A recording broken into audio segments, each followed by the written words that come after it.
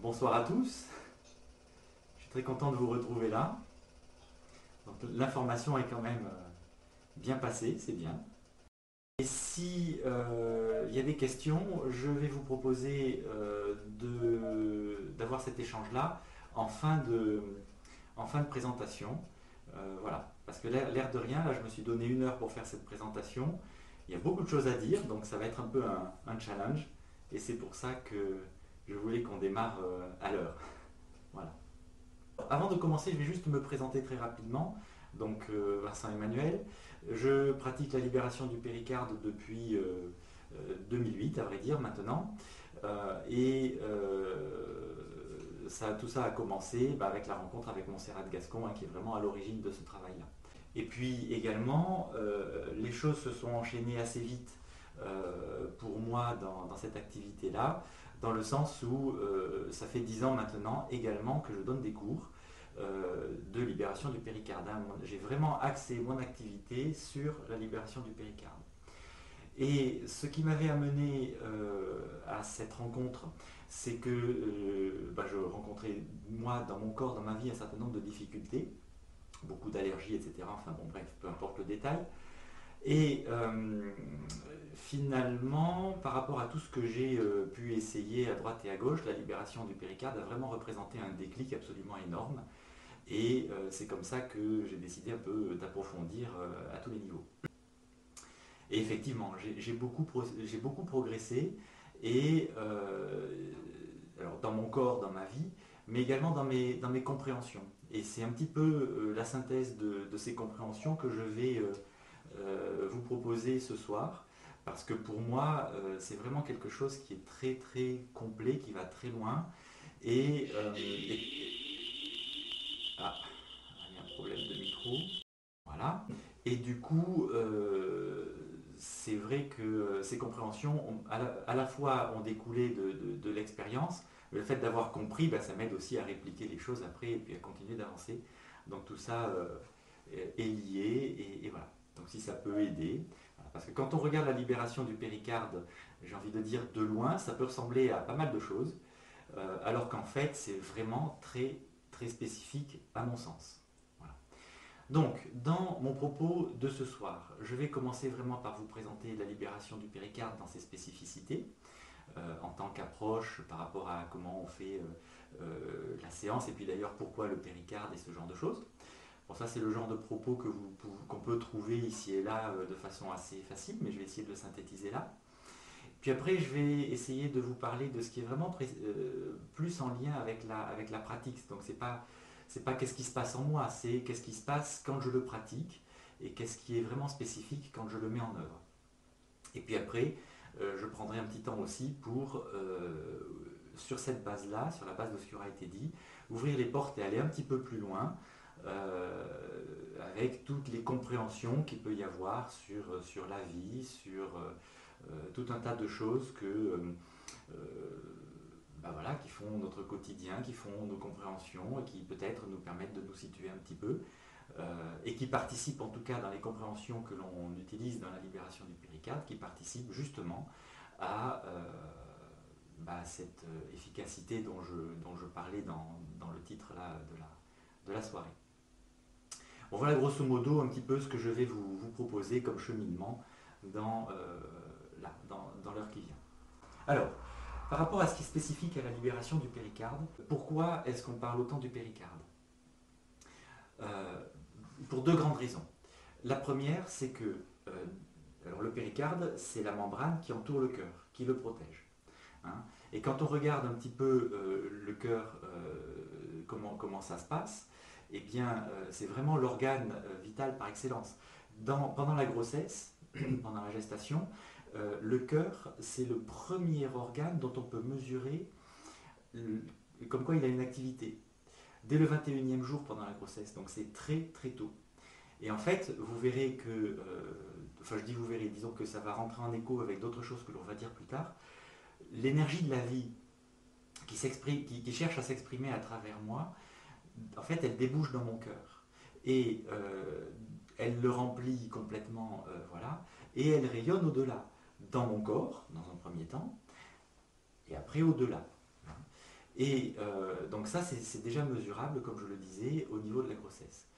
Et en fait, du coup, c'est le cœur le plus important, mais nous, pourquoi on parle du péricarde?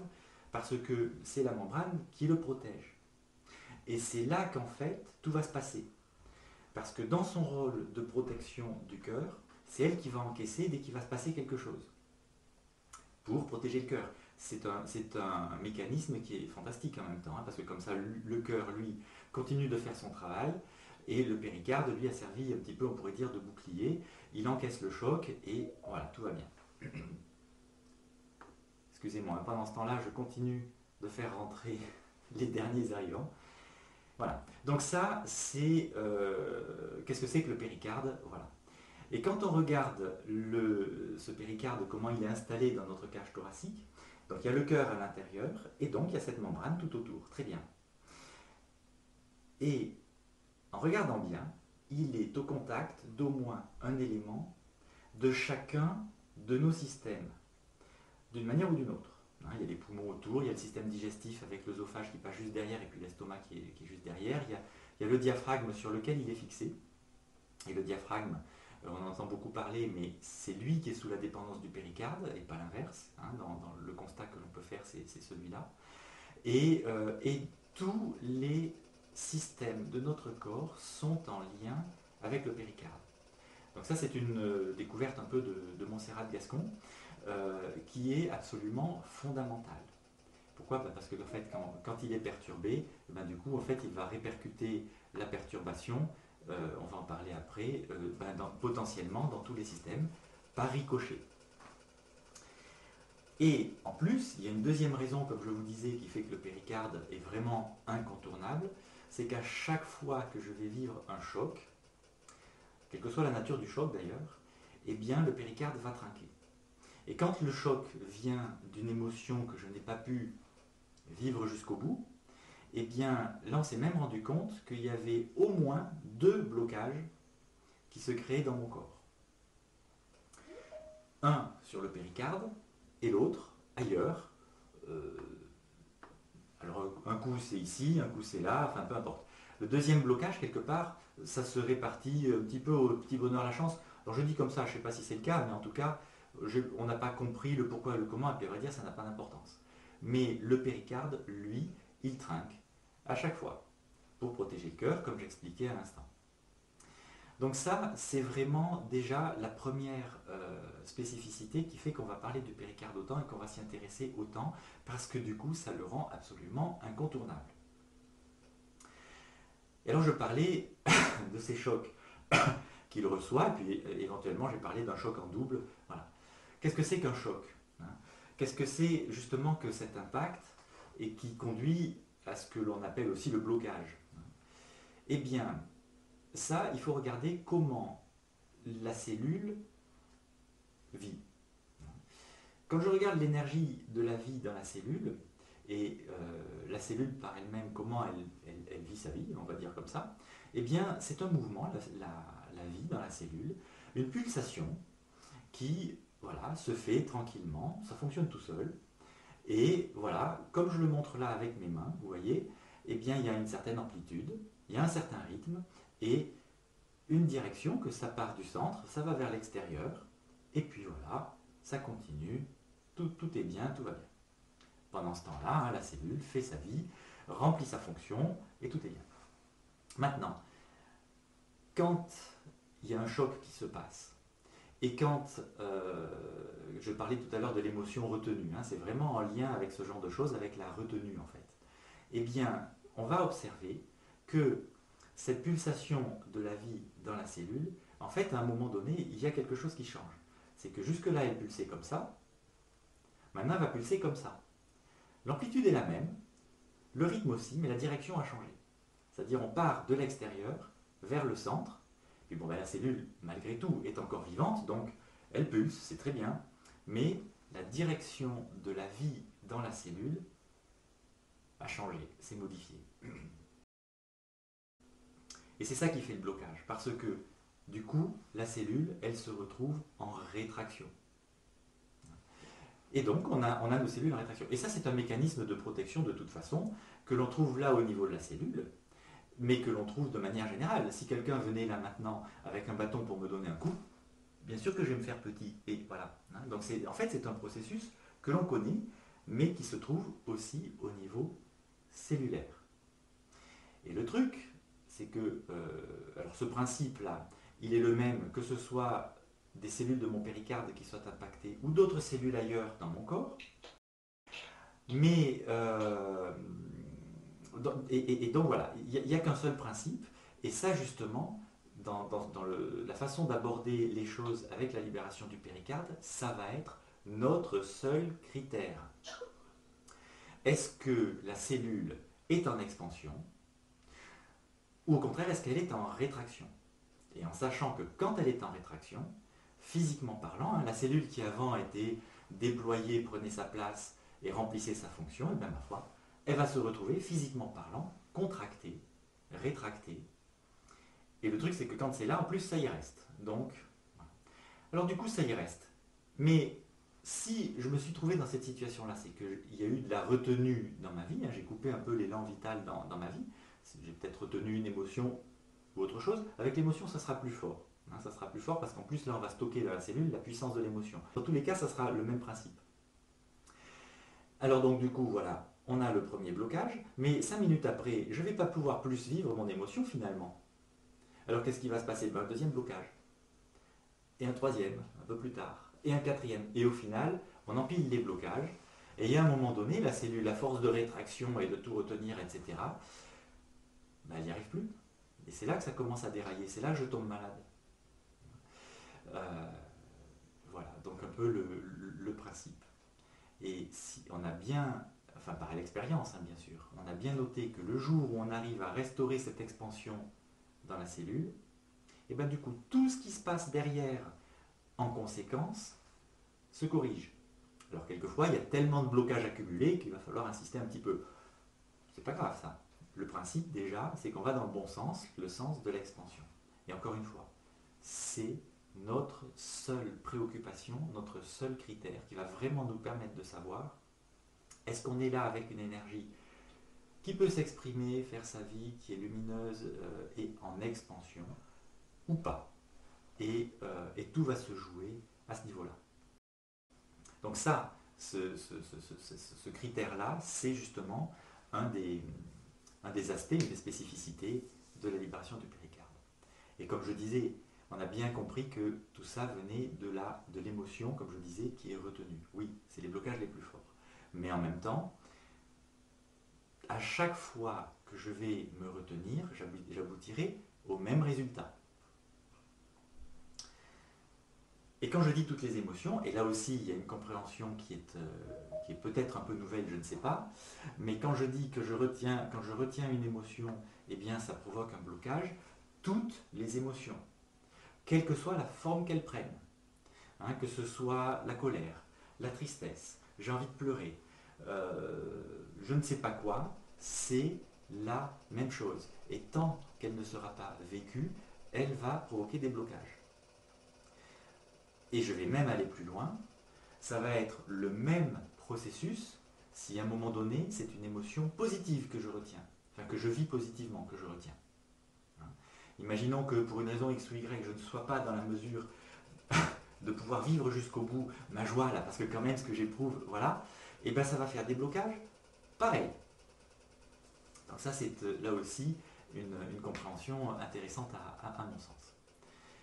Et le principe, en fait, c'est que en retenant quoi que ce soit, cet élan de la vie qui est en moi, qui ne demande qu'à sortir, je le romps.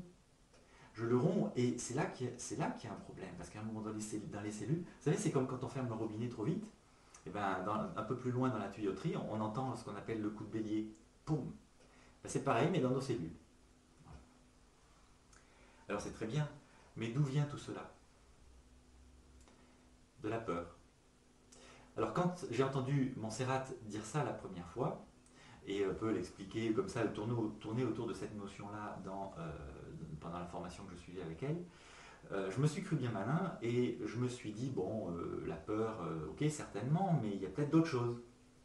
Du coup, j'ai observé, j'ai essayé de voir ce qui pouvait aboutir au même résultat du blocage. enfin de l'émotion et du blocage. Bah, j'ai cherché à peu près pendant 3 ans et ça n'a rien donné parce que quand je cherchais et que je remontais au bout du bout, bah, je retombais bien sur la peur. Maintenant, attention, qu'est-ce que c'est que la peur? Parce que c'est bien beau, on en parle comme ça, oui j'ai peur de ci, non j'ai pas peur de ça, bon, ok, d'accord. Mais ça c'est la partie consciente des choses, c'est autre chose. Pour moi, la peur, vous voyez, je parlais tout à l'heure de cette énergie que l'on a dans le cœur, qui débouche dans le cœur, qui le remplit, qui rayonne au-delà, qui fait mon corps, et qui rayonne encore au-delà. Eh bien, quand je regarde le rayonnement d'une personne, alors quelquefois on l'appelle l'aura, enfin bon, peu importe le vocabulaire à la limite là, sur ce mot-là, mais quand je regarde le rayonnement de la personne, alors je vois cette lumière qui sort du cœur, qui est absolument magnifique, mais là il faut regarder un peu plus dans les détails. Parce que quand je regarde un peu plus dans les détails, je m'aperçois que ici, il y a un trou, là, c'est déformé, là, c'est éteint, là, c'est fané, là, ça fonctionne à l'envers, que sais-je. Enfin bon, il y a plein de défauts en tout cas. Eh bien, ce que moi j'appelle la peur, ce sont chacun de ces défauts. Donc ça veut dire que quand je parle de peur, je suis en train de parler de l'état dans lequel je rayonne s'il s'agit de mon aura. Nous sommes dans notre rayonnement de vraies gruyères. Chacun des trous, c'est ça une peur. Voilà. Donc là, dorénavant, hein, quand je vais parler de la peur, vraiment envisagez-le dans le côté vibratoire, dans le côté énergétique du terme, tous ces défauts dans mon rayonnement. C'est un état, l'état dans lequel je rayonne. Et c'est parce que justement il y a des peurs qui sont contactées à certains moments par certains événements que je vis, et bien à ce moment-là, quand ça se produit, c'est à ce moment-là que surgit l'émotion. Un peu comme si l'émotion, quelle que soit sa forme, était juste là pour me dire il y a une peur là, tu devrais y aller voir. Voilà. Alors, ça c'est pour planter le décor un petit peu avec tout ça, comment ça se passe en nous. Compréhension liée au travail de Montserrat Gascon, et pour moi, tout ça, c'est très spécifique à la libération du péricarde. Ensuite, on arrive à restaurer l'expansion de la cellule. Et à ce moment-là, du coup, on peut dire le blocage lâche. L'énergie qui vient de mon cœur, là, à travers la cellule, arrive à nouveau à émerger, et tout redevient fluide, comme j'expliquais. Alors comment? Ça, je ne sais pas. Après, ça se met en place, c'est vraiment l'histoire de chacun. Mais l'expansion étant retrouvée, ça se met en place et tout va bien. Et comment on arrive à faire que justement, à un moment donné, eh ben, la direction de la cellule a changé? C'est un processus, on va dire, de reconnaissance qui va aboutir à ce résultat-là. Alors du coup, quand on fait une séance de libération du péricarde, le but du jeu, ça va être de mettre en place ce processus de reconnaissance par tous les biais possibles, hein, tout est bon, hein, de manière à retrouver cette expansion. Et là, on voit tout. Parce qu'après, le tout qui se met en place, ça se met en place et là, j'interviens plus. Je ne sais même pas, comme je disais, hein, comment ça va se passer. Mais, alors, comment est-ce que je peux faire cette reconnaissance? Eh bien, par exemple, je peux me mettre à l'écoute du mouvement de cette cellule, donc il va falloir que je pose mon attention dessus, et je vais l'accompagner dans son mouvement à elle, sans essayer d'imposer un mouvement que moi j'aurais envie de faire ou comme ça, ou parce qu'on m'a dit qu'un bras qui est normal et qui est complètement libéré doit faire ce genre de mouvement. Non, non, non, non, non. Si la cellule elle me dit mais moi j'ai juste besoin de passer par là, ben, je vais l'accompagner dans le mouvement qu'elle demande, et ça s'arrête là. Donc il va falloir savoir l'écouter. Je n'impose rien, je danse avec elle dans son mouvement, je n'en pense rien, c'est comme ça. Dans ce que l'on va faire aussi, on va vraiment s'intéresser à ce côté vibratoire de la cellule. Je parlais de cette pulsation, mais c'est également une vibration. Hein. Le son, la lumière, la vie, finalement, c'est un peu la même chose, c'est des vibrations, point. Alors, c'est pour ça que dans un soin de libération du péricarde, on va aussi prononcer un certain nombre de choses, comme s'il y avait un dialogue d'abord qui se faisait avec la cellule, et puis ensuite, parce que la vibration, ben en fait, on s'est rendu compte qu'elle interagissait avec la vibration de la cellule. Alors évidemment, on est bien d'accord, il y a des vibrations qui vont contribuer à bloquer la cellule. Hein. Enfin ça vous le savez, on a toujours entendu, enfin on a déjà été mis en présence de sons, par exemple, qui avec lesquels on sentait bien qu'il y a un truc qui ne va pas. Mais donc du coup, on a aussi, enfin Montserrat a aussi identifié des vibrations qui, elles, euh, finalement, vont accompagner la cellule dans sa libération et dans le fait qu'elle va pouvoir retrouver l'expansion. Un exemple, le mot merci. Dans la cellule en tant que vibration, hein, en tant que musique, ben c'est super. Donc vous pouvez le mettre à peu près partout. Mais si je le dis dans la séance, c'est même pas pour remercier. Bon, peut-être, mais à la limite, je m'en fous. C'est juste que la musique du mot apporte quelque chose d'intéressant qui va aider la cellule à s'ouvrir. Et voilà, c'est parti. Alors également, si dans ce contact avec la cellule, je perçois qu'elle me donne une vibration, la cellule, ça peut arriver. Eh bien, comme je disais tout à l'heure, il y a un dialogue qui se fait avec la cellule, et bien à un certain moment, voilà, ah tiens, tel mot. Ben, je vais le prononcer pareil, parce que c'est comme si dans ce processus de reconnaissance, j'étais en train de dire, ah ben oui, ce qui a bloqué, c'est qu'un jour tu t'es senti comme ça. Bon, t'as pas pu le vivre, etc. Ça a mené au blocage, peu importe, mais voilà. Alors, c'est comme en le répétant, c'est comme si je mettais en place ce processus de reconnaissance. Eh bien oui, tu t'es senti comme ça. Et il n'est pas question que je sois d'accord, pas d'accord, que j'y crois ou pas. Peu importe. C'est comme ça, c'est ce qui est venu, voilà. Et ça peut aider également le processus. Puis, par rapport à toutes ces vibrations qu'ils peuvent donner, il y en a d'autres aussi. Hein. Montserrat, elle a vraiment identifié des vibrations qui sont très très intéressantes, qui nous viennent du coup du monde inca. Hein. Il y a vraiment des choses intéressantes. Les lettres hébraïques, certaines d'entre elles sont exceptionnelles, justement pour l'histoire de leurs vibrations. Et quand je parle de la lettre hébraïque, du coup, on se fout de la compréhension et du message qui est transporté, enfin qui est porté par cette lettre. Ça va être finalement une confirmation de ce que l'on fait. Mais si juste je prends son nom et que je le fais vibrer dans la cellule, il y a un truc qui se passe déjà tout seul. Le message, lui, n'étant là que pour finalement me conforter et comprendre vraiment ce qui s'est passé, plus comme une confirmation qu'autre chose. Puis, par exemple, un autre truc que l'on peut faire également, c'est ce que Montserrat appelle le coup de péricarde. Alors là, je vais aller assumer que dans mon cœur, il y a justement cette lumière. Et je vais en prendre une petite partie que je vais volontairement, inconsciemment, diriger vers ce à quoi je veux l'envoyer. Eh bien, c'est comme si du coup, et ça il faut le faire en faisant le geste que je l'expédie depuis mon cœur jusque là où je l'envoie. Eh bien, par ce biais-là, moi, je vais reconnaître, on pourrait dire, ma divinité d'une certaine manière. Hein. C'est une façon de parler, mais voilà. Je la mets en œuvre et je la reconnais pour ça. Donc déjà, ça c'est intéressant pour moi. La reconnaissance, je suis en train de la faire pour moi. Mais finalement, on s'est aperçu que c'était un geste qui était loin d'être anodin, parce qu'en fait, il va, en termes vibratoires, mettre la vibration de ce à quoi je l'envoie à l'unisson de la vibration de mon cœur.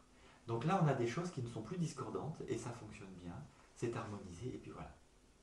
Alors bon, là aujourd'hui, à travers ce que je dis, si vous voulez essayer le coup de péricarde, eh bien essayez, vous allez chercher cette lumière-là, vous faites le geste et vous l'envoyez où vous voulez et amusez-vous avec ça. Bon, là, il y a tellement de choses à dire que je ne vais pas m'attarder sur la question, mais ça fait partie, en tout cas, vraiment de ce processus de reconnaissance que l'on met en place et qui est vraiment complètement... Enfin, moi, j'ai jamais rencontré ailleurs, quoi, finalement. Et quand j'envoie un coup de péricarde, je ne suis pas en train de parler d'amour, que finalement, on ne sait pas ce que l'on met dedans.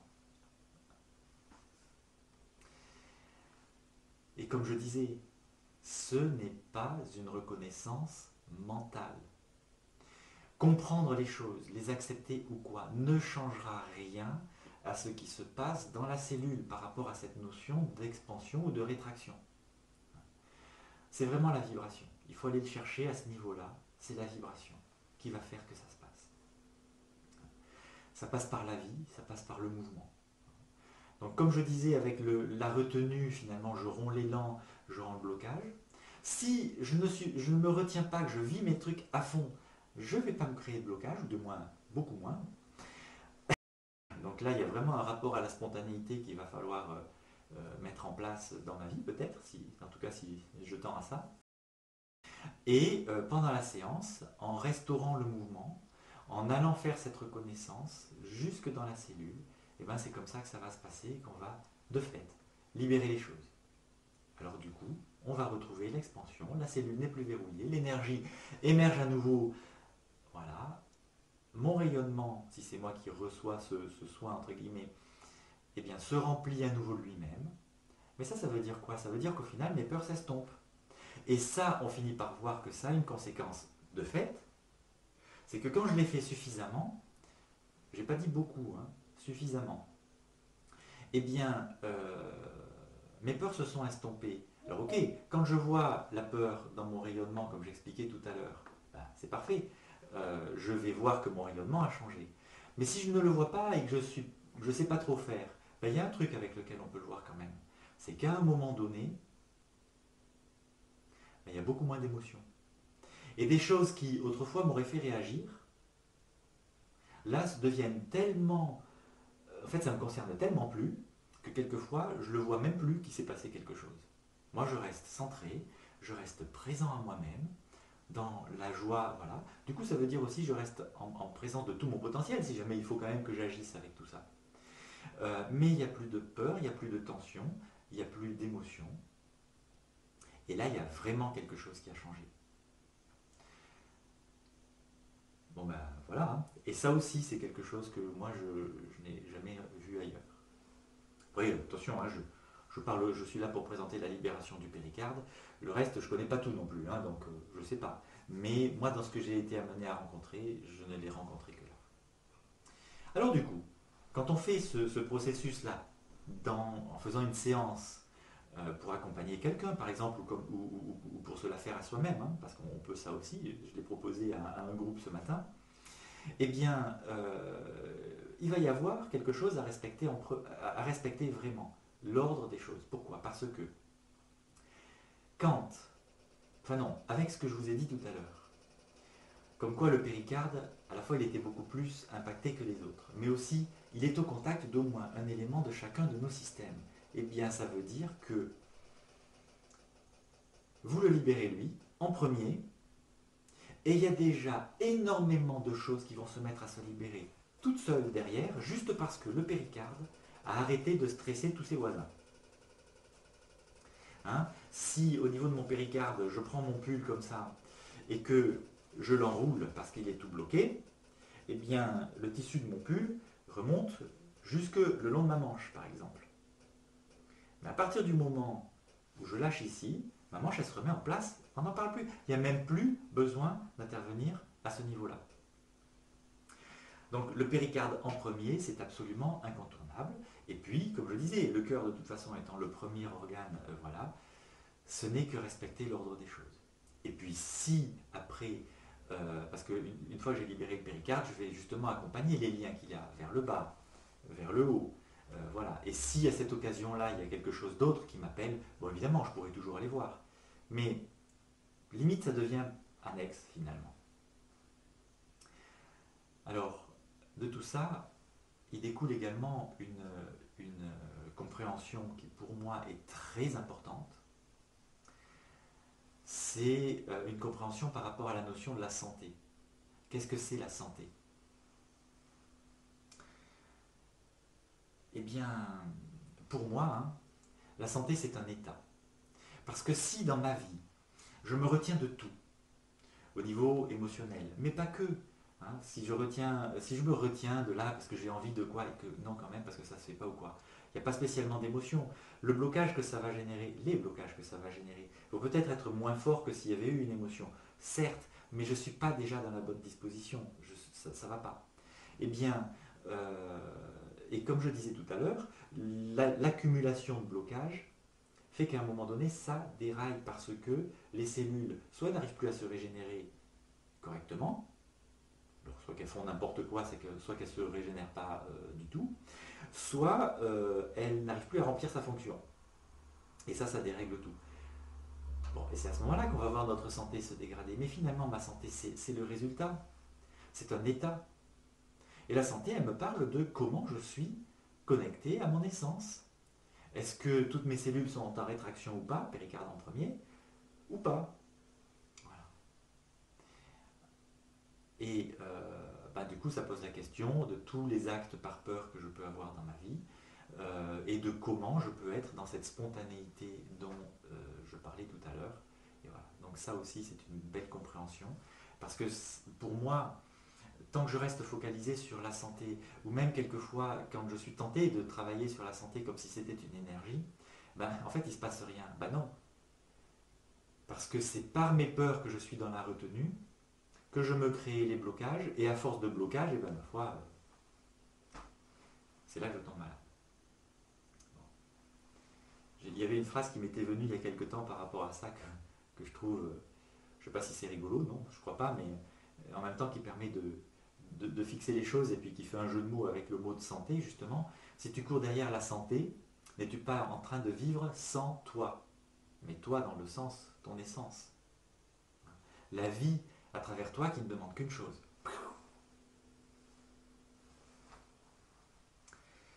Voilà.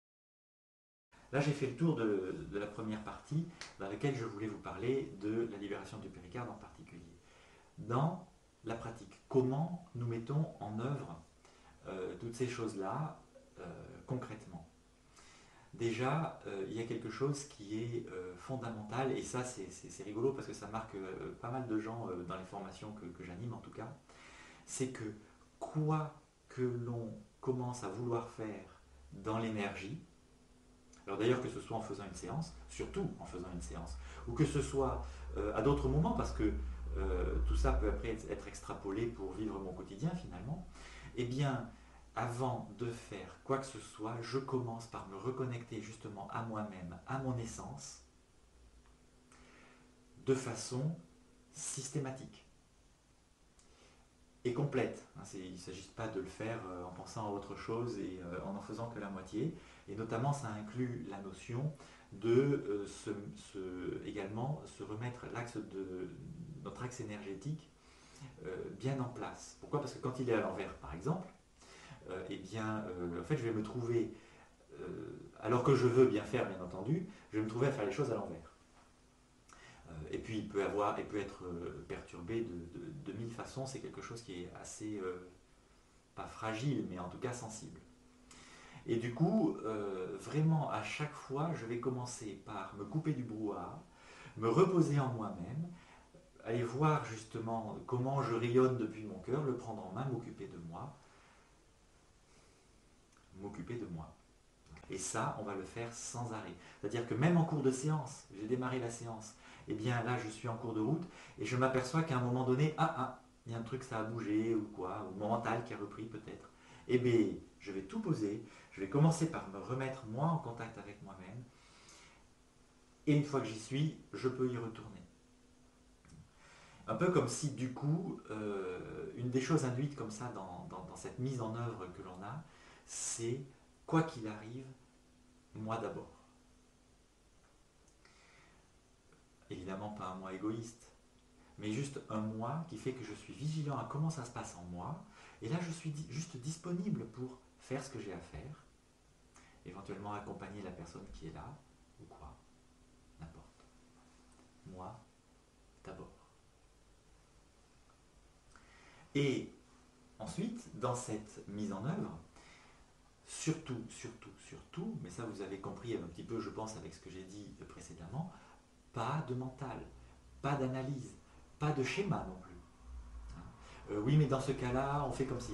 Non, non, non. La seule chose qu'on respecte, c'est l'ordre des choses, comme je disais, avec le péricarde en premier. Le reste, on se laisse guider. Et par exemple, si je considère une séance, la personne, au début de la séance, elle me dit, mais voilà, alors moi j'ai tel problème, j'ai mal au foie, j'ai ci, j'ai ça, bon. Ok, très bien, hein, c'est très bien qu'elle le dise, comme ça au niveau vibratoire, dans la vibration de la séance, c'est posé, et vraiment, au niveau vibratoire, il y a un truc qui se passe. Mais moi qui fais la séance et qui vais accompagner cette personne-là, je ne dois pas en tenir compte. Pourquoi? Parce que je vais m'occuper des cellules en rétraction, je vous ai dit, notre seul critère. Je vais m'en occuper, bien ancré, bien en connexion en moi-même, etc., avec ce processus de reconnaissance. C'est là qu'on va voir que ça va récupérer l'expansion, et là, c'est fait. Et la personne, la fois d'après, elle va me dire « Ah, mais ça va beaucoup mieux, mon foie ». Donc il y a vraiment, dans l'attitude que l'on peut avoir quand on pratique tout ça, quelque chose qui est, à mon sens, pas commun, et sur lequel il faut faire attention, parce qu'on a vite fait de se laisser embringuer par notre tête, et « Ah oui, bon alors je vais aller voir ton foie ». Non. S'il appelle tout seul pendant la séance, très bien. S'il n'appelle pas, non. Non, parce que ça peut venir du coup d'ailleurs, et peut-être du péricarde. En plus, dans ce dialogue des cellules dont je parlais tout à l'heure, quand je vous disais pas de mental, pas d'analyse, etc., je peux vous garantir que quelquefois, il y a des choses qui nous surprendraient si on essayait de comprendre. Alors, non, ça ne nous concerne pas, et en tout cas, le fait de le comprendre, de l'analyser, ne permettra pas de récupérer l'expansion de la cellule. Donc, allons au plus efficace, ça ira plus vite. Alors, tout à l'heure, je vous ai dit que la vibration contribuait à cette expansion retrouvée. Et j'insiste bien, c'est vraiment tout le processus en fait de reconnaissance. Donc il y a la vibration, il y a le mouvement, comme j'ai dit tout à l'heure. Le mouvement, tout à l'heure, j'ai parlé de la danse de la vie dans la cellule que je n'ai qu'à accompagner sans rien imposer. Il y a le coup de péricarde. Tout ça, le coup de péricarde où on fait le geste, comme je vous expliquais. Donc c'est incarné. C'est incarné, c'est dans le mouvement, c'est vivant. C'est pas quelque chose de théorique, c'est pas quelque chose de maîtrisé. C'est juste, voilà, ça se passe comme ça, et on l'accompagne tout simplement par tous ces biais. Et du coup, quand on fait ça, ben je vous disais, on va passer à faire le péricarde d'abord et puis après les liens qu'il a à droite, à gauche, l'air de rien. En fait, on va vraiment passer partout. On va passer dans le cerveau, on va passer dans la thyroïde, on va passer partout, mais avec à chaque fois ce seul critère, expansion ou rétraction.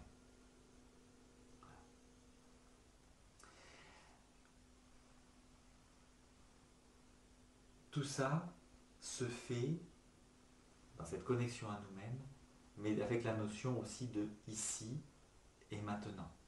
Ça, c'est quelque chose aussi de très important. Alors, il y a un lien avec ce que je disais tout à l'heure. Si la personne, elle a dit quelque chose à un moment donné, et bien moi, au moment où j'y serai, je verrai ici et maintenant ce qui appelle, ce qui se passe, ce qui exprime quelque chose qui peut être libéré. Et du coup, tout ce ressenti, toute cette attention que je vais porter, c'est vraiment dans l'instant. Et je parlais aussi tout à l'heure, enfin j'ai évoqué ce truc-là, de devoir se recentrer dès qu'il y a besoin. Oui, parce que si ici et maintenant, même si je me suis déjà ancré il y a 2 minutes, si ici et maintenant il y a besoin d'y retourner, c'est la première chose à faire. Puis il y a également, du coup, un autre aspect dans cette ici et maintenant. C'est que dans cette connexion à mon cœur, eh bien, je vais porter mon attention dans ce que j'ai à faire, alors successivement dans tout ce que j'ai à faire, le péricarde d'abord, et puis après j'irai voir un lien ici ou là, bon ok, très bien. Du coup, ça va être un exercice où je porte mon attention. Ok. Et là j'écoute. Mais ça se passe, comme vous l'avez compris, dans cette présence dont j'ai parlé à travers le centrage, mais à aucun moment je ne dois avoir d'intention. Si je commence cette séance en disant « Allez, tu vas voir, je vais te faire un soin super aux petits oignons, tout ça, machin », là, il y a déjà une intention, et là, on est mal parti. Pourquoi? Parce que, écoutez le mot, intention, intention qu'on peut écrire avec un S. Moi, il y a un truc que j'ai pas lâché, j'ai une attente, il faut qu'on ait un résultat, etc. Ça devient un acte par peur. Non. Parce que ça va vibrer ma peur. Donc, absolument aucune intention. De la présence, de l'attention. Et là, je mets en place le processus de reconnaissance en respectant l'ordre des choses. Et là, on y est. Ça, c'est vraiment primordial. Et ça, pour le coup, ça va à l'encontre de beaucoup de choses que j'entends, où j'entends beaucoup parler en ce moment de oui, mais il faut faire les choses avec une bonne intention, etc. Non, non et non. Présence, que je positionne ici. Attention, oui. Là, j'écoute expansion-rétraction, mais je n'attends rien surtout. Surtout pas, surtout pas, surtout pas. Alors avec tout ça, par rapport à comment je vais faire la séance, vous comprenez également autre chose, comme j'ai dit qu'il n'y avait pas de mental, pas d'analyse, etc. C'est que j'aurais plus vite fait à aller dans l'expansion si je sors aussi de la notion de compassion. En plus, compassion, écoutez le mot, compassion. Si c'est pour en pâtir avec toi, non. Non, non. Je vais m'occuper de moi, me centrer, etc. Et moi, mon rôle, c'est de te guider vers la libération. Et je sais qu'en mettant ce processus de reconnaissance en place, avec toute sa dimension vibratoire, c'est là qu'on va retrouver l'expansion. Le reste m'est égal. Centrage, centrage, centrage. Finalement, ça revient à ça. Voilà. Alors du coup, tout ça nous amène aussi à d'autres compréhensions. D'autres compréhensions où là, je ne vais pas vous parler spécifiquement du soin, mais qui nous permettent de percevoir un petit peu le cadre de tout ça, le cadre de notre vie finalement, aussi de façon un peu plus fine. Et là aussi, pour moi, qui rentre en... Enfin, qui ne correspond pas en tout cas à beaucoup de choses que l'on entend. La première chose, vous voyez, je vous ai dit que même pendant ma gestation, eh bien, il y a cette énergie qui était dans le cœur, et finalement, on pouvait mesurer la présence du cœur et comme quoi il remplissait sa fonction dès le 21e jour. J'ai cité ça tout à l'heure au démarrage. Oui. Mais en fait, cette lumière, c'est la vie qui cherche à s'exprimer à travers moi. Mais finalement, elle était déjà là avant que je sois là en train de me créer mon corps. Alors on pourrait parler de mon âme. C'est une autre façon de le dire.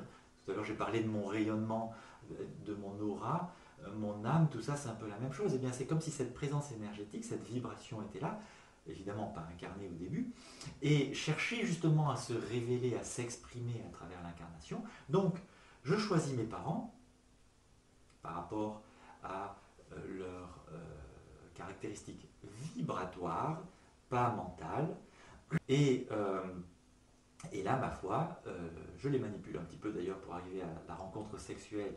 Voilà, je choisis également les cellules qui vont pouvoir me servir pour moi, me créer l'embryon d'abord et puis mon corps après. Et voilà. Ça veut dire que j'étais déjà là, je me suis créé mon corps, et donc j'ai choisi, encore une fois, hein, c'est pas mental, des énergies qui pouvaient me permettre de me révéler à travers mon corps par rapport à comment j'ai besoin de me révéler. Très bien. Donc ça, c'est la première notion qui découle de ce que l'on fait là et qui est primordiale parce que nous ne faisons pas nos enfants. C'est eux qui nous choisissent. Et nous sommes le vecteur pour finalement arriver à qu'après ils se révèlent. Très bien. Comme je disais tout à l'heure, à un autre moment dans ma vie, là, quand j'ai grandi, etc., peut se poser la question de, là maintenant je tombe malade. Et ça, je vous ai expliqué que je tombe malade quand il se met à y avoir trop de blocage dans mes cellules, en moi.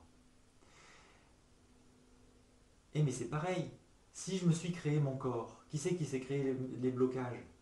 C'est pas juste, pas de bol, là je suis tombé malade et je te souhaite une bonne santé pour cette année. Non, ça n'a aucun sens. C'est le rapport que j'ai à moi-même. Qui c'est qui s'est créé les maladies? Moi et moi seul. Qui c'est qui va pouvoir les régler? Moi et moi seul. Bon, peut-être qu'il faudra un petit peu d'aide, hein, parce que c'est pas pour rien aussi qu'on est là en tant qu'humain et qu'on se rencontre et que voilà, parce qu'on peut aussi s'aider. Mais n'empêche que c'est moi et moi seul. C'est quand mon énergie arrivera à nouveau à se déverser à plein, librement, spontanément dans mes cellules, que la question sera réglée. Donc voilà. Et là, vous m'avez dit, vous allez me dire, oui, mais c'est très bien tout ça, mais ça c'est quand quand j'ai trop de blocage en moi et que finalement ça déraille dans mes cellules. Ok, et qu'est-ce qui se passe pour qu'est-ce que j'attrape? Surtout en ce moment, c'est la mode. Hein. Les virus et tout ce genre de choses. Et bien en fait, c'est pas exactement par le principe des blocages, quoique, parce que tout ça c'est lié, hein, vous avez bien compris, mais c'est lié au fait que, en fait, c'est lié à mes peurs. Rappelez-vous ce que je vous ai dit tout à l'heure. Ma peur, c'est quoi? Ben, c'est les trous et les défauts dans mon rayonnement. Eh bien, mais soyons logiques jusqu'au bout. On a même en plus en français une expression qui est magnifique et qui dit les choses. La nature a horreur du vide. Ben oui, ben la mienne aussi. Ma nature à moi a horreur du vide. S'il y a un trou quelque part, que je suis un vrai gruyère, ben il y a de quoi remplir. Alors un virus, une entité, n'importe quoi, tout est bon. Bref, voilà. Donc là, je dis les choses comme ça, voilà. Je veux pas les. Dans ma démarche, je veux pas le présenter comme c'était de la vérité, machin. Ça m'intéresse pas. Mais c'est vraiment ce que l'on a observé et qui, comment dire, offre un autre regard justement avec des choses que l'on entend en ce moment et qui, moi, mais également les personnes que j'accompagne, parce que je vois bien ce qu'on en fait aussi, eh bien, me permettent d'avancer. C'est inimaginable. Alors, dans le déroulement de la vie, on parlait tout à l'heure de finalement mon arrivée dans l'incarnation avec ma conception et tout ça. Très bien. Il y a aussi le moment où mon âme va chercher à partir. Et là, c'est pareil en fait. Si justement je suis trop dans des blocages, je suis trop coupé finalement de ma vie, de mon essence, à un moment donné, mon âme va chercher à partir. Parce que je ne peux plus juste m'exprimer, me révéler à travers ce corps, à travers cette incarnation. Donc là, elle cherche à partir. Il y a mieux à faire ailleurs. Hein. Et alors en fait j'ai observé trois raisons, grosso modo. Il y en a peut-être d'autres, hein, mais dans ce que j'ai observé, il y en a trois qui permettent de comprendre le moment où justement l'âme va partir. Ben, si justement je suis arrivé à un stade où, ça y est, je me suis révélé, je me suis peut-être suffisamment libéré de mes peurs. Et du coup, mon niveau vibratoire, il a augmenté. Hein, là, je suis lumineux de partout, etc. Ben là, mon âme, elle n'est plus en adéquation avec les vibrations qu'il y a ici sur Terre. Elle s'en va. Puis voilà, on n'en parle plus, c'est fait. A contrario, si justement, comme je disais tout à l'heure, je suis dans trop de blocage, et que là, c'est juste plus possible, et ben c'est pareil. Hein. La notion la notion de blocage, là, toute cette mécanique-là dont je parlais, voilà, qui conduit finalement à la maladie, ben quand c'est trop. L'âme, elle cherche à partir parce qu'elle n'y arrivera pas ce coup-ci. Et bon, elle n'a pas de temps à perdre là. Si elle s'en va, elle pourra revenir plus vite encore. Donc c'est très bien. Bon, après, il y a un troisième cas qui est un peu plus compliqué, qui est vraiment lié aux expériences que l'on a à vivre et à voir comment on se situe dans notre vie. Parce qu'à certains moments, on a besoin de se positionner et de s'affirmer. Hein. Et quand il se présente quelque chose, est-ce que je vais dans ma peur ou est-ce que je vais dans mon cœur et que je rayonne quoi qu'il arrive? Bon, donc la troisième raison, elle est en lien avec ça. Je la passe un peu plus rapidement parce que là, c'est pas trop l'objet maintenant.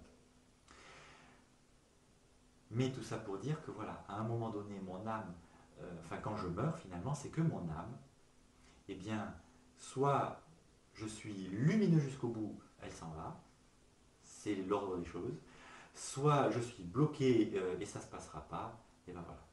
Alors vous savez, quelquefois, il y a des gens qui sont venus me voir en me disant à ce moment-là de la conférence, oui, mais enfin nous sommes de vieilles âmes, style on a tout compris. Bon voilà. Alors moi je suis incorrigible là, pendant ce temps-là, donc voilà. Et je ne peux pas m'empêcher de répondre à la chose suivante. Ben oui, très probablement, mais dans ce cas-là, ça veut dire que nous avons échoué à nous réaliser dans toutes les incarnations précédentes. Ben oui, parce que si on en est encore là, c'est que jusqu'à présent, ben, on avait toutes nos peurs. Pourquoi? Parce que, justement, rappelez-vous, mon âme, mon rayonnement, il y a tous ces trous, ce que j'ai appelé les peurs. Très bien. Pendant ce temps-là, mon niveau vibratoire, il y aura des pâquerettes, puis voilà.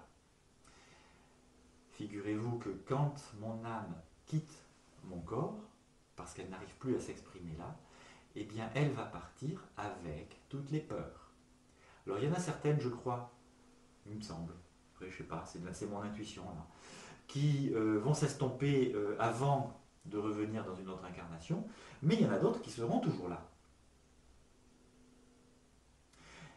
Et cette prise de conscience-là est extrêmement importante à mon sens, parce que ça explique du coup beaucoup de choses. Imaginons une âme qui vient dans cette incarnation-ci, donc là on en est au stade où on est après la conception et pendant la gestation, et bien si cette âme elle a déjà des peurs, des trous, hein, et bien pour un peu qu'il se passe quelque chose, qui vienne titiller ses peurs, le bébé là dans le ventre de la maman, il peut se trouver à vivre son côté émotionnel, et là pour le coup à vivre comment pour le laisser sortir. Donc on peut se créer des blocages déjà pendant la grossesse. Oui, mais le blocage, c'est la rétraction des cellules. Ok. Et là, en parallèle, on est à ce stade où c'est un fœtus qui va se développer. Alors du coup, on a des cellules qui sont en rétraction et un fœtus qui va se développer. Et bien là, vous avez l'explication de la malformation congénitale. C'était juste parce qu'il y avait déjà des peurs et que le bébé a eu des émotions qu'il n'a évidemment pas pu vivre. Et ben voilà. Alors il y a peut-être d'autres cas, hein, je ne sais pas, mais enfin ça en tout cas c'en est un très clairement identifié. Puis, alors également ça explique tous les problèmes, quelquefois on entend parler des problématiques karmiques, etc. Oui mais ça vient d'une autre vie, puis j'ai vécu ça, machin. Bon, de toute façon on a tellement eu d'incarnations qu'on est passé par tous les scénarios et par tous les rôles aussi dans notre vie. Hein, voilà. Mais finalement, ces problématiques karmiques ne vont pas nous intéresser plus que ça pour une raison qui est très simple. C'est que si ma peur est là quand je viens déjà dans cette incarnation, elle va se révéler très vite à travers ce que je vais vivre dans ma vie, hein, à travers tout mon côté émotionnel qui, si je ne le vis pas jusqu'au bout, eh bien, va créer des blocages, etc. Très bien. Mais ces blocages, avec le processus de reconnaissance tel que j'en ai parlé tout à l'heure, ces blocages se libèrent comme les autres, les plus actuels, je veux dire par là, même si je n'ai pas compris d'où ça sort, même si enfin voilà, je ne sais pas d'où ça sort.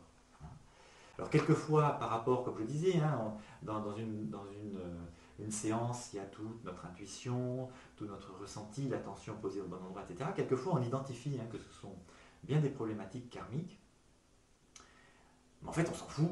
Ça va se libérer pareil avec ce processus de reconnaissance. Donc, peu importe.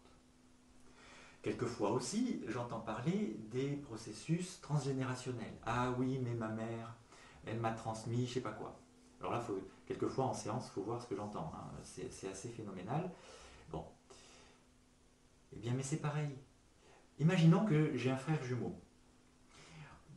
Vrai jumeau. Hein, ça veut dire que vraiment, on a le même œuf, les mêmes cellules, le même ADN. On aura vécu la même conception, la même grossesse, peut-être pas tout à fait le même accouchement, hein, la même naissance, mais après finalement on aura eu la même éducation, les mêmes événements, dans le même cadre, enfin bon bref, on ne peut pas imaginer deux êtres plus proches. Comment expliquer que moi par exemple, j'ai, comme on entend habituellement, récupéré la problématique de ma mère ou de ma grand-mère ou de je ne sais pas qui, et pas mon frère. Parce que nous sommes deux âmes différentes avec des peurs différentes. Et ça veut dire que moi qui aurais tendance à dire ma mère elle m'a transmis sa problématique, bien. Mais ça c'est les apparences. Parce qu'en fait elle ne m'a rien transmis du tout. On avait peut-être tous les deux des peurs similaires, qui du coup sont bien rentrées en écho. Comme si c'était le moyen peut-être d'ailleurs de révéler ma peur un peu plus vite, que je fasse ce qu'il faut pour m'en libérer. Mais cette peur, elle m'appartient. Et finalement, elle est plus karmique que récupérée. Et ça amène quelque chose d'extrêmement important. C'est qu'à un moment donné, comme elle m'appartient, c'est ma responsabilité. Parce que tant que c'est ma mère, eh ben, je regarde pas au bon endroit pour me libérer. Et comme je vous ai dit que le transgénérationnel, nous on considère qu'il se rapproche plus des problématiques karmiques, eh bien en fait, ça va se libérer de la même façon que les blocages actuels pour moi, enfin qui sont faciles et évidents. Je ne suis la victime de personne. Tout finalement est lié à mon rayonnement et à mon cheminement en tant qu'âme à travers différentes incarnations. Et tout ça se libère juste en allant chercher le processus de reconnaissance dans la cellule pour récupérer l'expansion. Tout est, en fait, tout est là.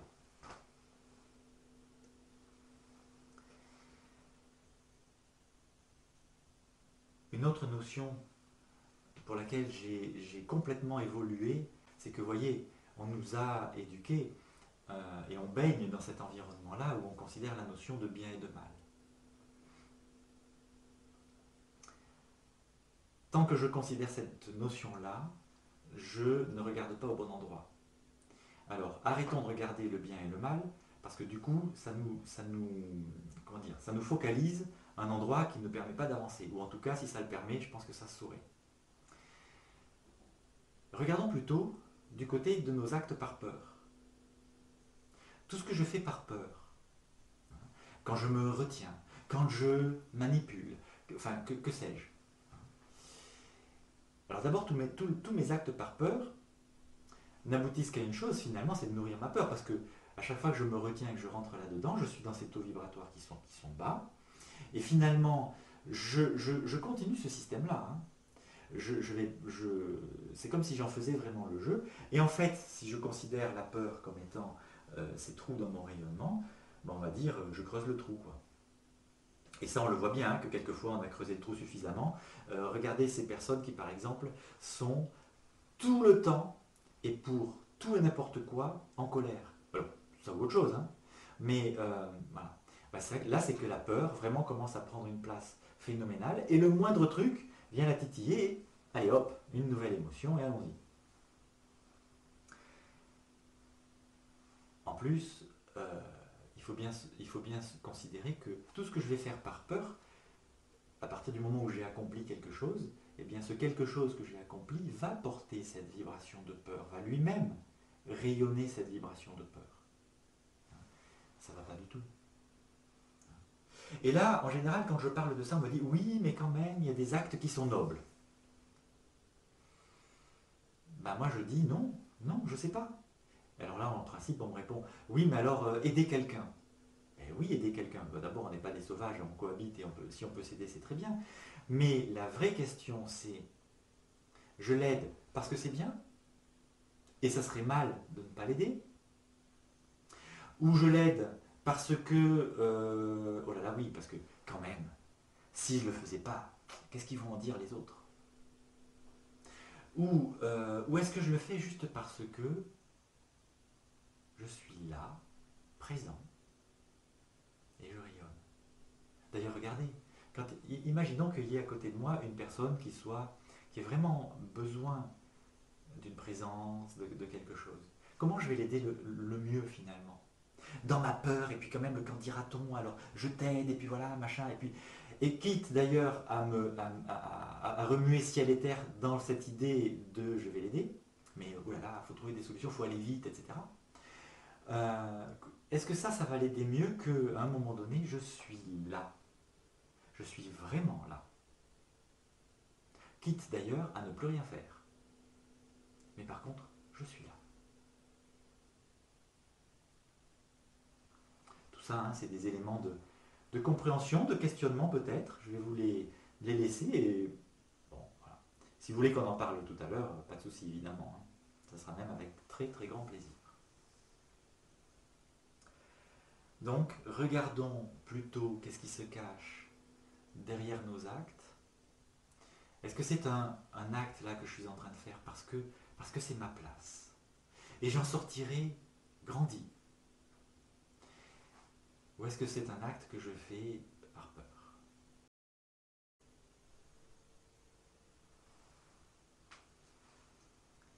Dans les autres choses comme ça, compréhension que je vous livre comme ça un petit peu, vraiment, pour vous. Mon but c'était vraiment de vous montrer hein, ce soir la spécificité de ce que tout ce qui tourne autour de la libération du péricarde. Donc là, il y a un autre point aussi. C'est que quelquefois, on nous parle de méditation. Il faut méditer. Mais souvent, on s'aperçoit d'ailleurs, souvent, hein, pas tout le temps, que ça devient une obligation quelque part. Il faut bien faire les choses.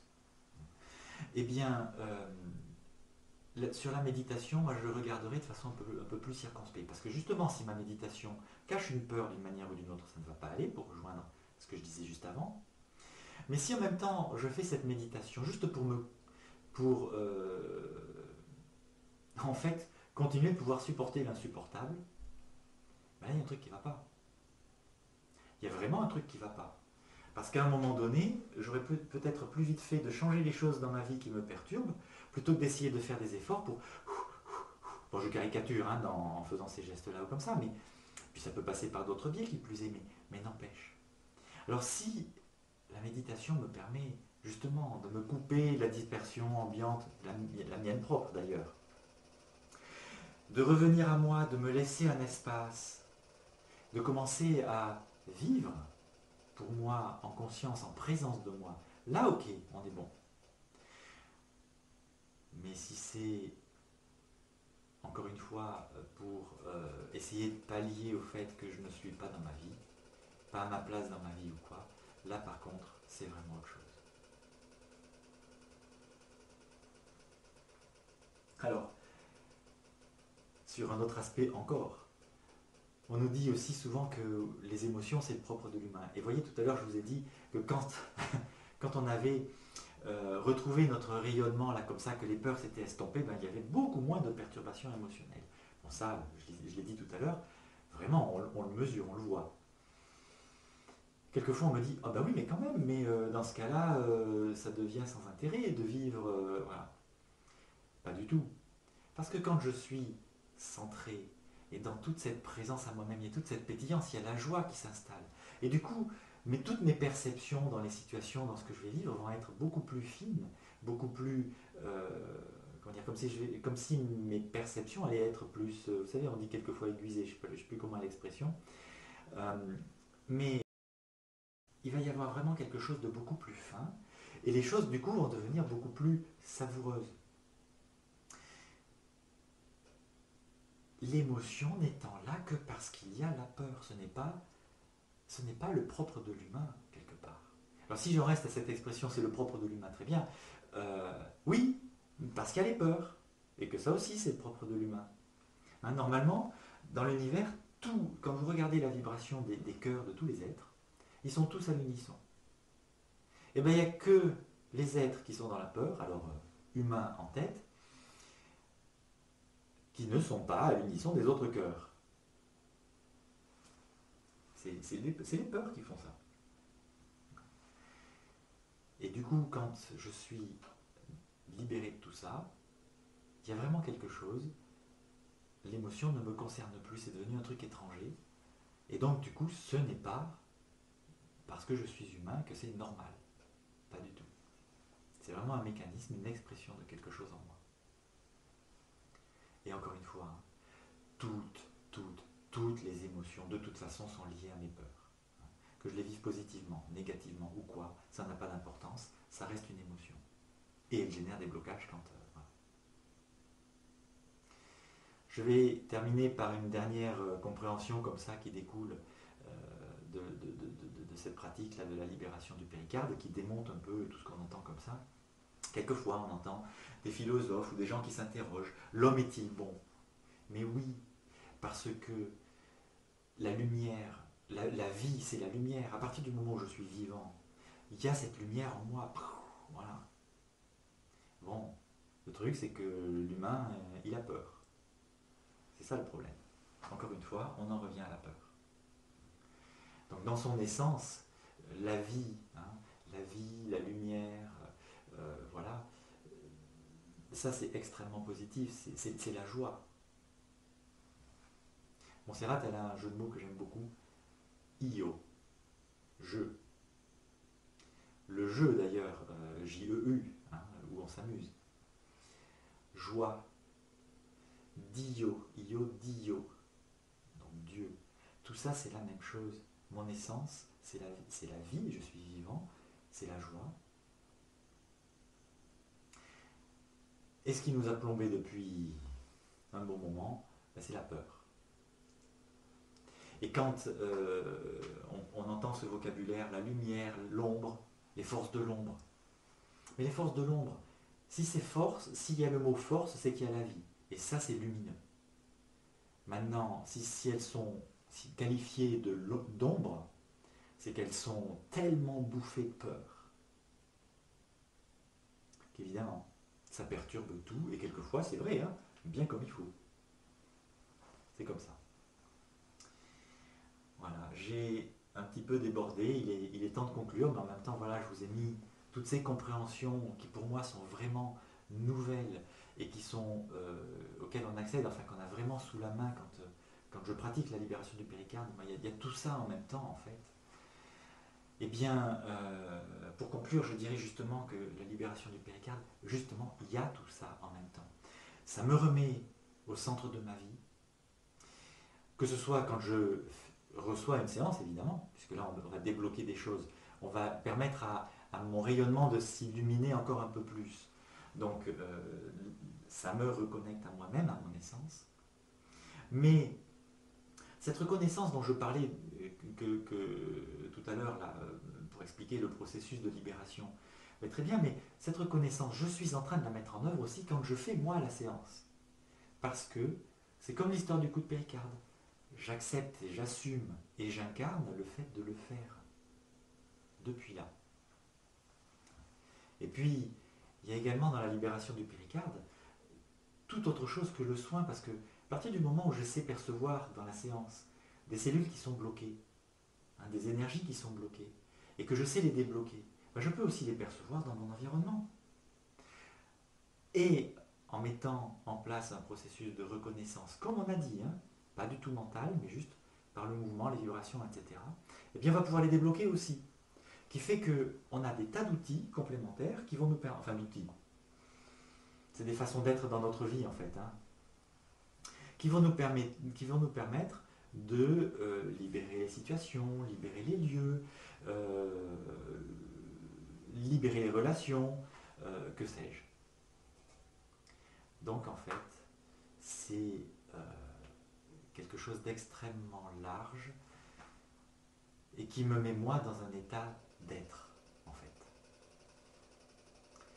S'il y avait avec tout ça qu'une seule chose à apprendre, ça serait la notion du discernement, justement. Parce que dans cette présence à moi-même, si je sais écouter quand est-ce que l'énergie, les cellules partent en rétraction, ou au contraire, quand elles partent en expansion, ben, il n'y a plus rien à dire. Il n'y a strictement plus rien à dire. Parce que ce qui va compter, c'est que ça se passe dans le sens de l'expansion, puis le reste, c'est complètement égal. Et ça, c'est également vrai pour comment est-ce que moi j'agis dans ma vie. Hein, qu'est-ce que je mets en place. Je parlais tout à l'heure des actes par peur, bon voilà. On est bien d'accord, hein. Toutes ces compréhensions-là que je vous ai mis peut-être un peu en vrac, sont vraiment issues de mon cheminement avec la libération du péricarde. Il y a des choses qui sont d'ailleurs issues que j'ai vraiment apprises directement de la part de Montserrat, il y en a d'autres, c'est vraiment issu de mon cheminement avec ça. Alors, c'est un cheminement qui m'a mis dans la joie, et vraiment c'est extraordinaire, et je crois que j'ai quand même encore beaucoup à apprendre, mais ça c'est pas grave. Mais ça n'a pas toujours été facile, hein, pour moi d'ailleurs, hein, je le dis clairement, parce que ça m'a vraiment obligé à sortir des schémas, des croyances, des habitudes. Puis quelquefois, ça m'a conduit aussi à me confronter à des problématiques de peur qui ne voulaient pas lâcher. Bah oui, ben voilà. Mais au final, je n'ai jamais autant progressé dans ma vie, et ça continue. Et c'est ça que je partage dans ma démarche, hein, dans ce que je vous propose. Alors vous avez compris avec tout ça, la libération du péricarde, c'est loin d'être une technique. C'est beaucoup plus. pour moi, c'est vraiment, je sens comment et à quel point ça m'amène en fait à me réaliser tout simplement. À me réaliser ici, aujourd'hui, dans mon corps, dans mon incarnation, et puis peut-être au-delà, un jour, quand ça sera le moment, et puis là, je ne sais pas, j'y suis pas encore. Mais il y a vraiment quelque chose qui devient palpable sur la cohérence de la vie en moi aujourd'hui et de qu'est-ce que je fais ici et surtout ce à quoi je tends. Alors c'est tout ça, voilà, à travers ce genre de présentation, mais aussi à travers les formations hein, que je propose, que j'essaye de transmettre, de partager. Parce qu'en fait, pour moi, tout ça, c'est juste énorme. Je parlais là à l'instant des formations, je vais juste terminer par un petit mot par rapport à ça. C'est que les formations de libération du péricarde, je les fais vraiment en lien avec le cursus de Montserrat Gascon parce que c'est une énergie fantastique et pour moi, garder ce lien et pouvoir le vivre ensemble, etc., est très important. Bon, sans compter que quelqu'un qui veut faire la formation, pour moi, c'est très important aussi qu'il puisse après continuer les niveaux supérieurs avec elle. Et vous voyez, je vous ai parlé de la séance de libération du péricarde beaucoup, mais j'ai également cité toutes les ouvertures que ça pouvait nous amener dans notre vie. Du coup, j'ai aussi été amené à mettre en place une autre formation qui, elle, a lieu en ligne, qui concerne les aspects qui n'ont rien à voir avec la séance de libération. Vraiment qui nous permettent plutôt de voir comment je peux, dans cette conscience-là, dans cette présence-là, commencer à agir dans mon cœur avec discernement, tout simplement. Voilà. Donc je vais terminer maintenant cette présentation que j'avais prévue comme cela. Si vous avez des questions, que vous voulez partager des choses maintenant, vraiment je vous en prie, en ce qui me concerne, j'ai le temps et ça sera avec grand plaisir si vous voulez qu'on continue ce propos un petit moment. Merci infiniment.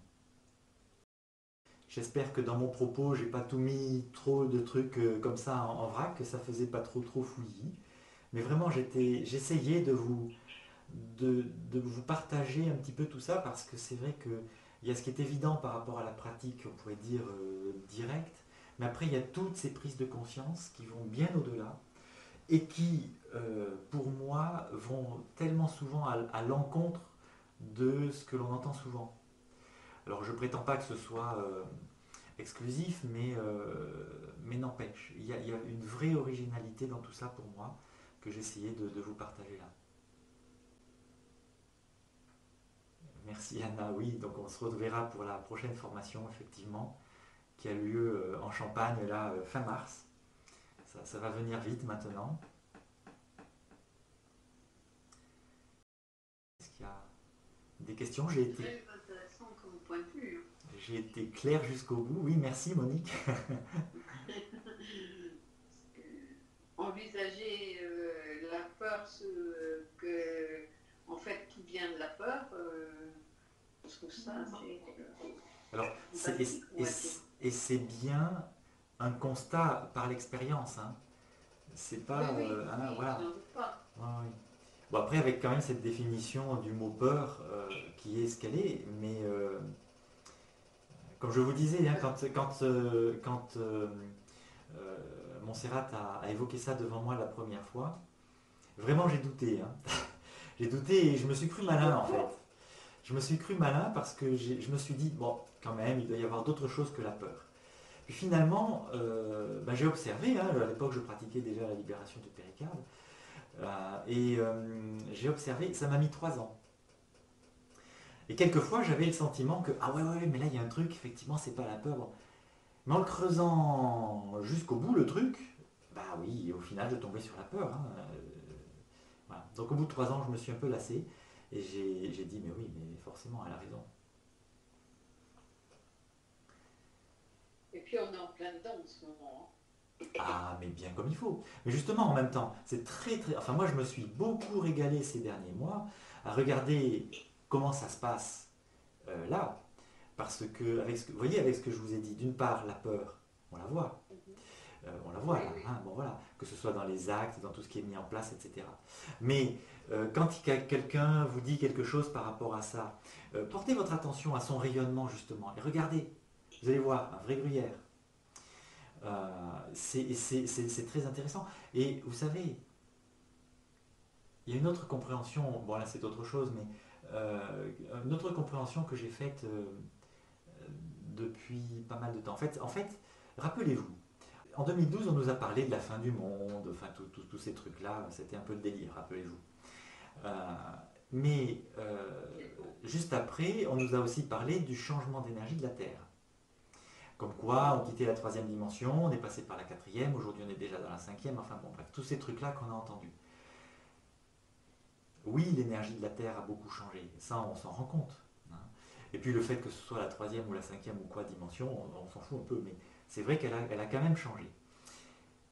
Et en fait, depuis 2016, moi j'ai compris une chose que j'ai dite d'ailleurs déjà à l'époque, qui était que nous sommes rentrés dans une époque où les choses se révèlent.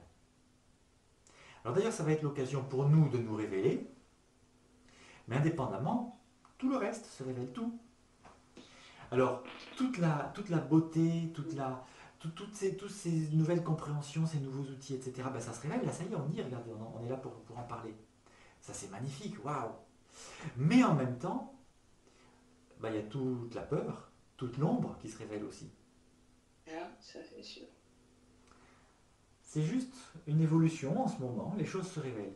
Mais l'ombre se révèle très bien. Mais comme ça, au moins, on n'a pas.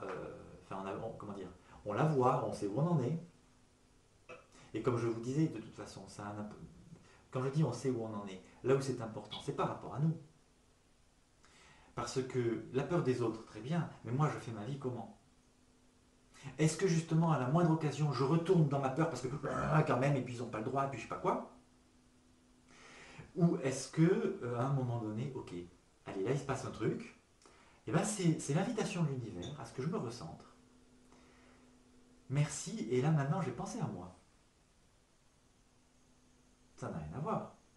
Et quand je dis merci, c'est cette histoire de vibration que j'envoie à la situation avec un coup de péricarde. Je ne sais pas si ça se voit beaucoup parce que mon image, en plus, j'ai pas l'impression qu'elle soit très bonne.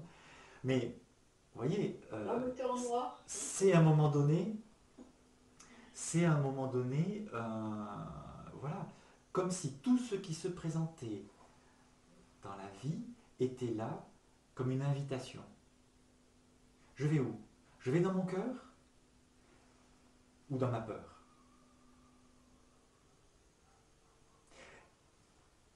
Et l'émotion, pour le coup, elle me permet de bien me situer par rapport à ça. Parce que dès qu'on voit que... Bah là, c'est qu'il y a une peur qui est là et qui en profite pour venir s'exprimer là. Parce que quelquefois, quand je suis complètement libéré de mes peurs, comme je disais, mon émotionnel a complètement changé. Ma présence à moi-même a complètement changé. Oui. Et du coup, tout ce que je vis a changé aussi, hein, parce qu'il arrive dans ma vie ce que je rayonne. Hein. Donc si je rayonne la peur, attention, si je rayonne la lumière, le cœur, ben là ça a tout changé. Mais n'empêche, il y a quand même des fois où je dois m'affirmer, où je dois prendre une décision.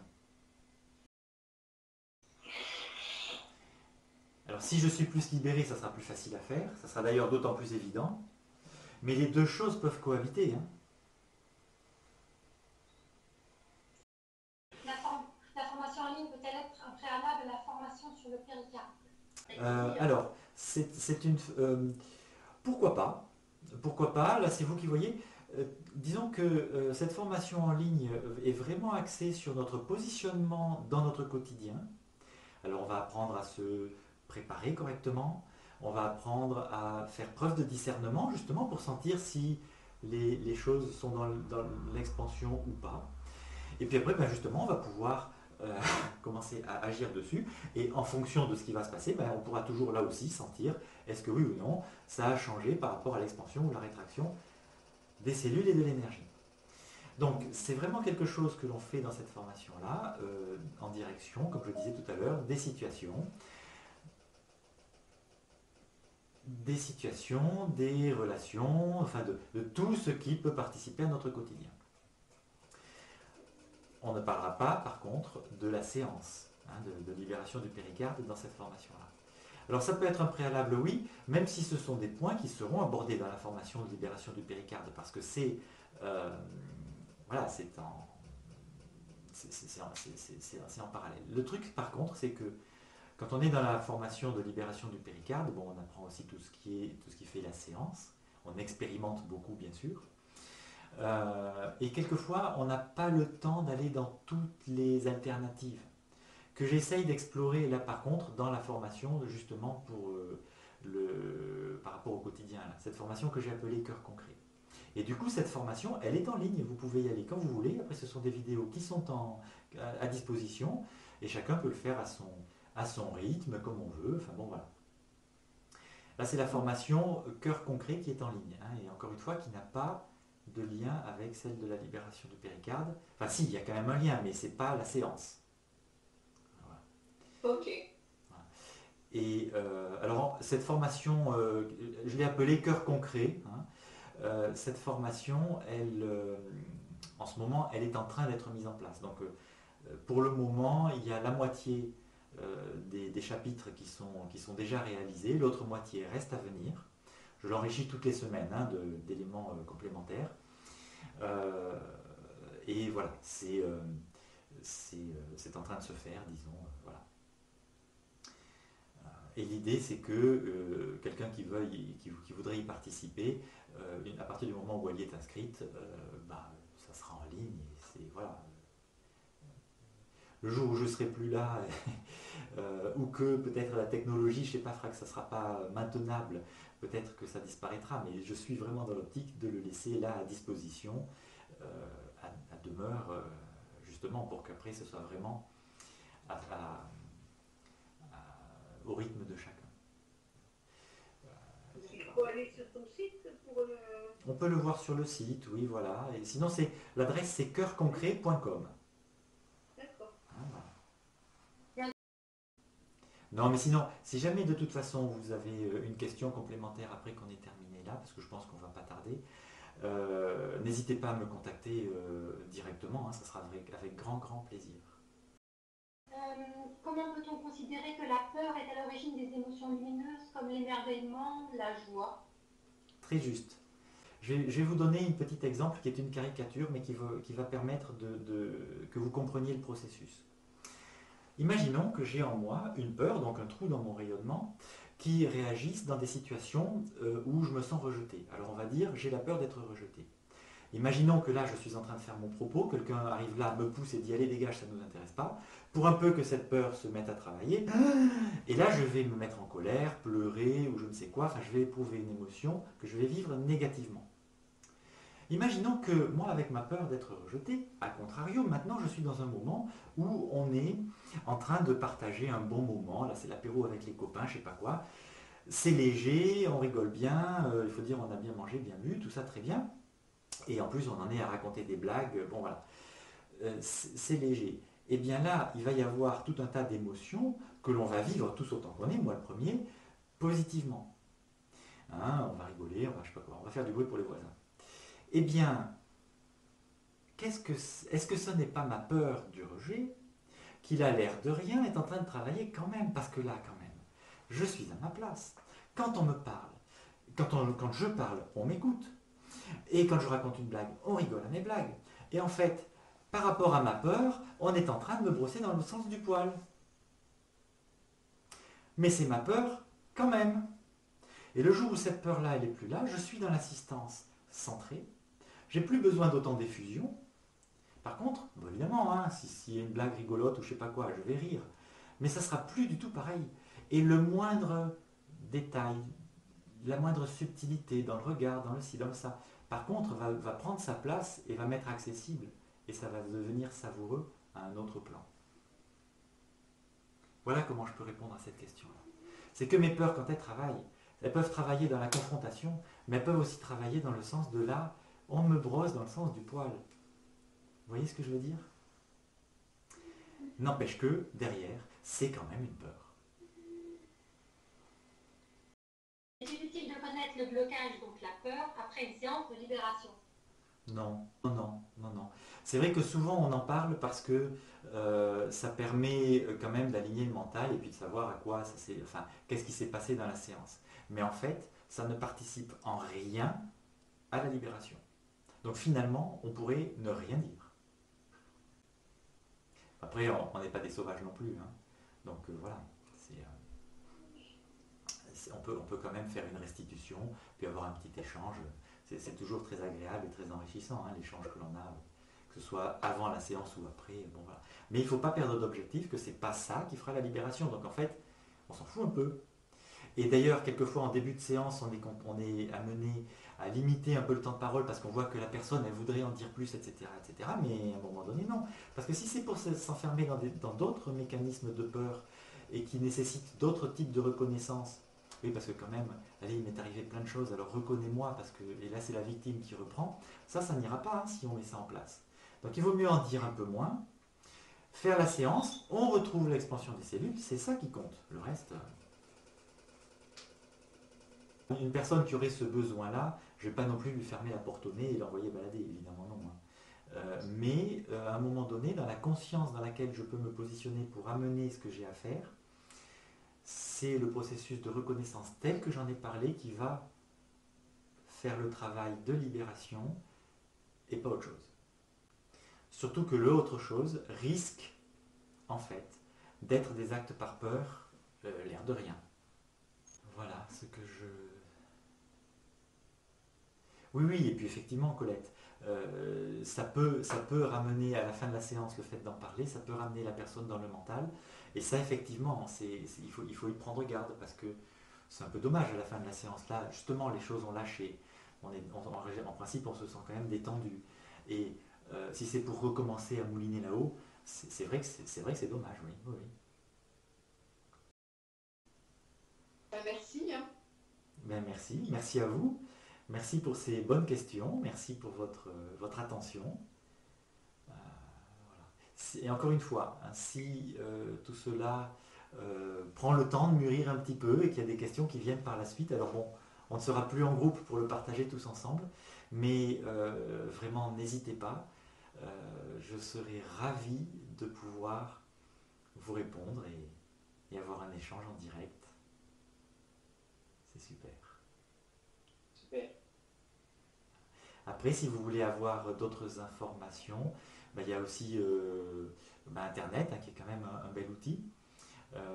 Donc mon site c'est www.libérationdupéricarde en un seul mot et puis sans les accents, hein, .org. Il y a le site de Montserrat aussi, bien sûr, www.vivalavida, pareil, en un seul mot, .org. Après, il y a l'autre formation là, dont je parlais, là, le site c'est www.coeurconcret.com. Voilà, bon, ça c'est pour les petites adresses que je peux vous donner. Sur mon site et sur celui de la libération du péricarde, il y a la liste également des praticiens ici ou là. Alors c'est pas la même liste, hein, parce que ceux sur Viva la Vida, sur le site de Montserrat, c'est vraiment les gens qui font partie de l'équipe de Montserrat. Sur mon site, ce sont les gens que j'ai formés qui ont souhaité proposer des séances en fait. Voilà. Je vais vous souhaiter une très très belle soirée. À toi aussi. D'intégration peut-être de tout ça, je ne sais pas. Merci beaucoup Vincent, à bientôt. Merci beaucoup Françoise également. Merci, bonne soirée. Bonne soirée. Allez, merci à tous et à toutes. Et à plaisir. Merci Laurence. Bye bye. Puis quelques coups de péricarde, là c'est l'occasion. Allez, voilà. pour vous tous, pour vous toutes, pour nous tous. Hein, voilà. Allez, merci beaucoup. Ciao.